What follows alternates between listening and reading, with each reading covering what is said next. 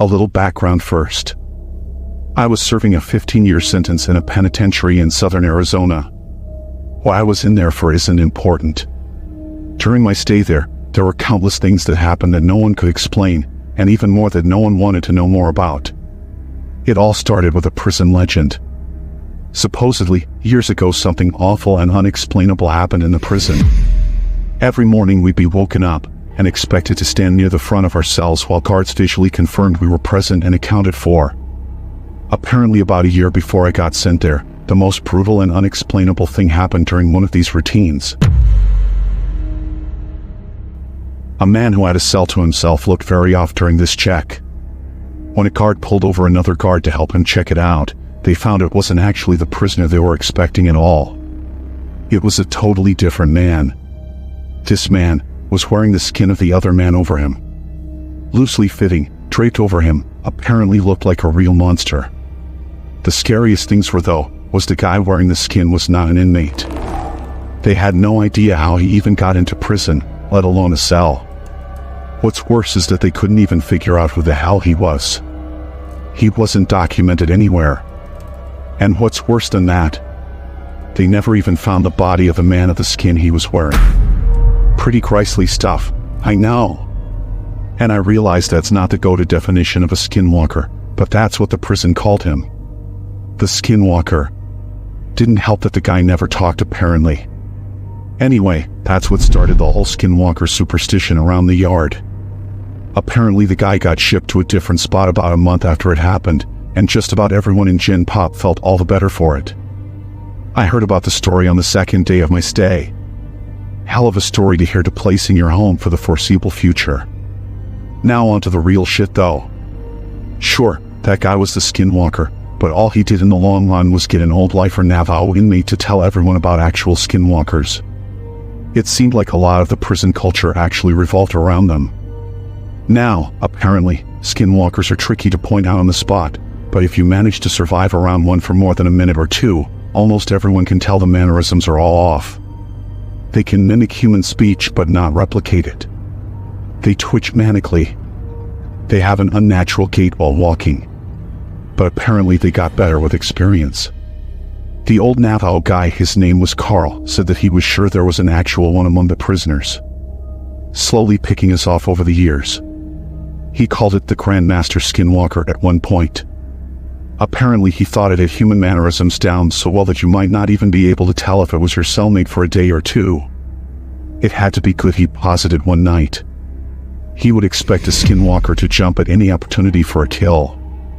But this one realized it had a revolving door of people to kill coming to it, and masterfully bided its time, as Carl thought, for years. A lot of guys found humor in it. A lot more were really on edge about it. Every once in a while in prison, people snap. Sometimes you'll find your cellmate swinging in front of your bunk, strung up around the neck by his pant leg. Sometimes you just can't take it anymore. But in our yard, people tended to snap in a very special way. It wouldn't be an outburst at dinner, or a silent suicide in the night. Guys would just stop talking, hunch over and shuffle around. Any friendships they had would be mostly out the window. They would turn into a loner during rec time. They would let their hair hang in front of their face. No one liked to talk about it. Like if they did, it would happen to them next. I felt the same way. I didn't know if it was a Skinwalker, or just people going crazy. But I didn't want to find out. It wasn't clockwork or anything, but every time someone snapped in this way, it wasn't more than a couple weeks before they were shipped off or transferred to God knows where without anyone else knowing beforehand. Then there was the nighttime occurrences. Short, loud bursts of sound echoed through my cell block during all hours of the night on a regular basis. It sounded like a mix between a pig's dying squeals and nails on a chalkboard. Just another thing no one liked to talk about. Even scarier were the shadows and footsteps. The block was dimly illuminated in the night by a few lights hanging from the ceiling outside the cells. I myself saw shadows flit across my walls on a regular occasion, when there were definitely no guards near my cell. One time near the end of my sentence, I woke up, looked at my back wall and found a perfect silhouette of a person standing there, but when I looked, my bunkmate was asleep, and no one was outside my cell. And the footsteps. Everyone hated the fucking footsteps. They were the scariest part. In the night, sometimes, more rarely than the shadows, you would hear ungodly fast footsteps. They sounded like wet feet slapping on tile floor. Whatever caused them would fly from one end of the block to the other in a dead sprint. Whatever it was inhumanely fast. If you happened to be awake before it started, by the time you heard the footsteps on one side of your cell and put your head around to see the thing run by, it sounded like it was 3 cells past you. Everyone hated the footsteps. I agreed. I thought they were the worst. I was released from that place about a month ago, and I have more stories than I can count. I swear it was nearly my turn. About a week before I was discharged, my cellmate and a good friend of mine snapped. In the same kind of way. I didn't sleep for an entire week. Well, I did sleep, of course, but never for more than a few minutes at a time. Never turned my back on the guy. The scariest thing?